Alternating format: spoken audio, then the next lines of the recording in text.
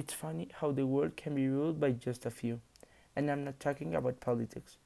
This is the story of how people depend directly or indirectly from other people. Early 2000s, back in the days where Sean Kingston and Disney Channel movie songs were in trending. Anna, a 25-year-old woman, was starting law school at Harvard. She was born at Ohio, where she spent time with her family in holidays. The night of Sunday, the 26th of December, 2004, one day after Christmas, Anna needed to go to the grocery store to buy food for the breakfast of her family. When arriving to the store, the guy from the store looked at her weird. Suddenly, the place gates closed quickly. Anna asked if they were already closing, but the guy did not answer. Two more guys appeared from behind and held Anna from arms and legs.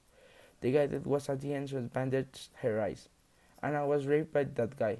Eventually, the name of he was Jason. After all that happened, Jason spit her and made her feel as an object. She was crying on the floor of the store until Martin, his brother, found her when walking the dog. He helped her and took her to the house. 2 days later, Anna felt sick, but it wasn't normal. Eventually, she took a pregnancy test, which resulted positive. Anna couldn't believe it. She went to the grocery store with the police to catch Jason and that he answered for the baby. Jason escaped without leaving trace. Now, Anna must quit her studies in order to take care of the baby, and in summary, quit her life. She must quit her life and dreams because of the decision of a person which thought he was superior. And Anna eventually took care of the kid, and Jason never appeared again. She took care of the baby for her own. The baby was called Jack.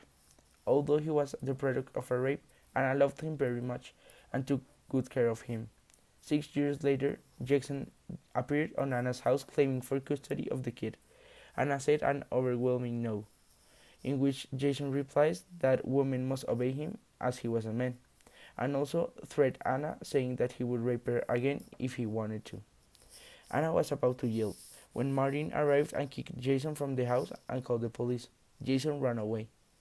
Anna achieved to finish her career at Harvard a few years later and raised in a good way Jack, a story of love, tragedy, and submission.